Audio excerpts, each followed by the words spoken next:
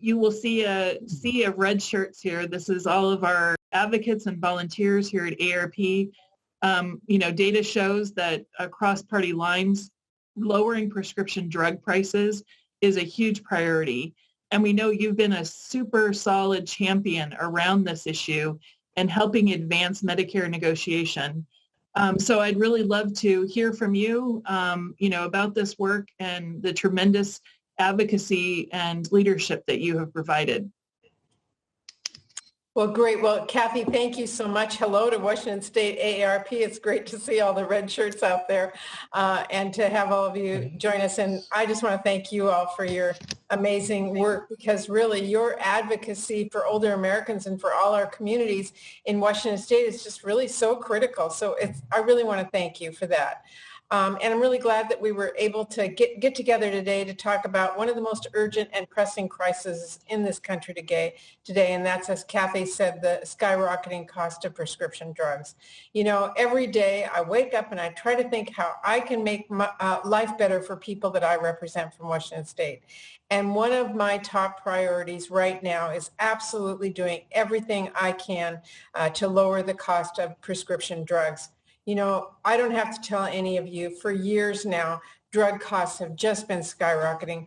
Cost of insulin, as you know, has tripled in the last decade, but it hasn't gotten 3 times better. The price has just gotten 3 times more than it used to be. So it just doesn't make any sense anymore. And I think we all have this moral sense that this is just not right. So we really believe that Congress needs to step in and make things right. I have heard from people all over our state, from Seattle to Spokane, big communities, small communities, everyone, that they've worked hard, that they've played by the rules, they've saved their money, but they still are making impossible choices to afford the life-saving medicine that they need. And that's the same thing, is that life-saving medicine does not save any lives if people can't afford it. Every day, there are people in this country, probably some of all of you on this call today, who are knowing and wondering if you would be better off rationing a prescription or risking your life. And that's just not a choice anybody should have to make in our country. So we are working hard on this. I refuse to throw my hands up in the air and accept that this is a reality. So I'm working on a number of things and fighting to get 50 votes for these, as you know, that we live in a divided Senate, and we are working hard to get the votes we need. So I believe we need to bring down drug costs. We need to crack down on pharmaceutical companies that are driving these prices up. And what that actually means is stopping companies from gaming the system and blocking cheaper generic drugs. As one thing. Finally, giving Medicare power to negotiate lower prices, permanently capping insulin at $35 a month for patients, and extending the relief that we already passed in the American Rescue Plan, which is saving millions of patients thousands of dollars on their healthcare premiums this year. And I'm really fighting hard to make sure we cap out-of-pocket drug costs for seniors. So I don't need to tell any of you all, this is so important for seniors who are on fixed incomes especially, but helping people solving problems, that's my job. And I work at it every single day. And I believe that we can really help people by putting money back in their pockets and taking a little stress off their shoulders. When families are seeing higher prices today at the gas station, at the grocery store, lowering costs for everything, for everyday things is really part of what we need to be doing to help us through this challenging time in our country. And lowering the cost for prescription drugs is one of the best ways we can do that and help fight inflation. So no, I am doing everything I can in this other Washington that I'm in right now to get things done. And as I come home every weekend working to chat with so many people like all of you, so I can take the stories back here to this Washington to help continue to get the votes we need to get this done. So great to be on the call with all of you. And Cathy, I'll turn it back over to you for a conversation. Thank you, Senator Murray. And again, we cannot agree more. Americans are fed up with paying, 3 times what people in other countries are paying for the same drugs. It's outrageous. And more than 4 million people across the country, and including here in Washington State, about 114,000 people have showed that they have your back as you champion this cause and this issue. They signed a petition. They're using their voice. They're out there raising awareness, sharing their stories. I had one story that was just shared recently by one of our members, John, who had said that he's now paying $500 a month for a heart murmur medication. So $500 a month, that's $6,000 a year that he, could use for something else, to go travel, to see family, what have you. So it's really astounding when I hear these stories, and I'm sure it just shocks you as well. We do have a couple of our members on the call right now. At first, I'm going to turn over to Zelda Foxall. Zelda is an incredible advocate and champion for so many issues, and this is one that she wanted to ask you a question about specifically. Zelda? Okay. Yes, Senator Murray, I appreciate the fact that in your opening remarks, you basically touched on the concern that I had, or the question that I had, and that was talking about the fact that we've seen for years drug prices just increasing, and they've over the past 15 years they've just dwarfed the highest general inflation that we have. And right now, if consumer prices had kept up with the drug price increases, we'd probably today be paying $13 for a gallon of milk. And so by your opening remarks, I see that you covered that, our concerns with that.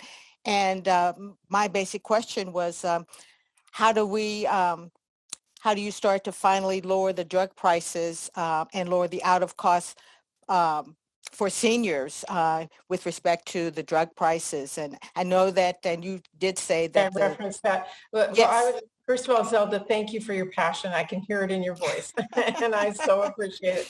I know you're speaking on behalf of so many people, so thanks for speaking out. I'll go back through that part of what I said again, because it is so important. A lot of people say, oh, I'm for lowering drug prices, but they aren't giving concrete proposals. I think it's important to specifically tell you what we are trying to do, because they will actually, if we can get them implemented, lower prices. Because as I said, life-saving medicine doesn't save any lives if people can't afford it. To me, that's sort of the guiding principle and my motivation every day. So we are, again, pushing for meaningful steps to bring down drug costs and crack down on pharmaceutical companies that are driving these prices up. So starting with stopping companies from gaming the system and blocking cheaper generic drugs, which is part of why you can't find cheaper generic drugs because they're being blocked. So we need to stop that gaming. Giving Medicare the power to negotiate lower prices. We've talked about this for a long time. The VA does this, and we need to give that ability to Medicare. One of the other things we're working that's very real right now is capping insulin costs at $35 a month for patients. And finally, extending the relief that we passed last year in the American Rescue Plan to give patients better access to lower healthcare premiums. Great. And one other thing I just wanted to say, Senator Murray, that's great, because I have a friend of mine who is going to retire or was hoping to retire, but she got a medical condition just recently, and the price of her medication is $3,000 a month. And that she's not going to be able to retire. And they've been working to find some generic drugs, but they haven't found one that works for her yet. So they're still looking. So thank you so much for looking into that. It's a real need. Okay. Thank you, Zelda. So thank you again, Zelda. And thank you, Senator Murray. Candace, you have the next question. Yes. Hello, Senator Murray. I appreciate your input today. I really do. How will Medicare negotiating authority lower the cost of specialty drugs like those for MS, multiple sclerosis? Well, thank you for asking about that. My dad had MS, as you might know, so I'm well aware of the challenges of that really difficult disease. And I'm going to hold for just a minute. We're in the middle of a series of votes, and I'm getting buzzed behind me, so I want you to be able to hear me. So hold on just a minute. It'll stop. Okay, that's my call to a vote, just so you know.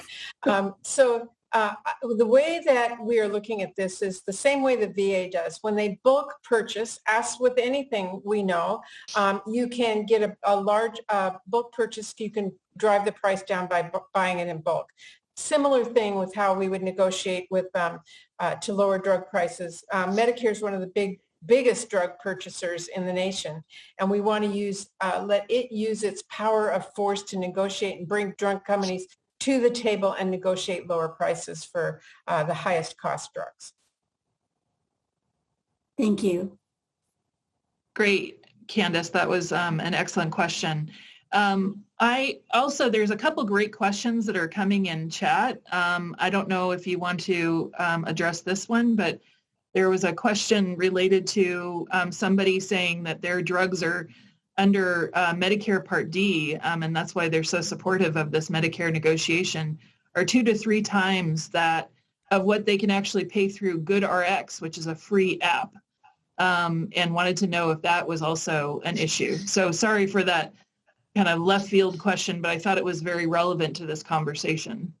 So I'm sorry, are they saying that they can get it under Medicare Part D cheaper or under GoodRx cheaper? Under GoodRx cheaper. Because GoodRx is using their bulk power to be able to negotiate a lower drug price, which makes the case for why we should be able to use Medicare to negotiate. That is why we need to have Medicare negotiation. Yeah. So thank you very much for taking that. I just thought that was a really relevant question. So I wanted to also just, kind of have one final last question, because I know you have a very, very tight schedule. When can we expect to see action in the Senate? The House passed this, and what does that prescription drug package, what is it going to look like? What do you hope that the final package is going to look like? And will it definitely include the Medicare negotiation? So as all of you know, we have been trying to pass what was originally called Build Back Better, which is a process we are using reconciliation because you need 50 votes rather than 60 votes to get it through the Senate. I don't think I have to describe for anybody the challenges we have had in getting 50 votes, but we are working right now to find out if there is a path forward to get 50 votes for some of the things that were particularly important in that bill. Lowering prescription drug costs are some of the means that I just talked about, others that the Finance Committee is looking at, are one of the key components that we believe if we can get a package moving and get it through, that we can include that. So that's what we're working on negotiating right now. I don't think I have to tell any of you that we need 2 of our members to agree to a package, and we are working hard to find a way to that path. Well, thank you again for that, Senator Murray, and just for this, again, your time to talk about this really important issue, and not only just for older adults, but, for the general population as well. And, we know AARP has done, extensive amounts of research on this issue. And one of the things that we're really think that there is a lot of ability to make this happen this year is that we have a survey of voters that, regardless of party, found that strong majorities of voters want Congress to act on the issue, with 70% saying it's very important.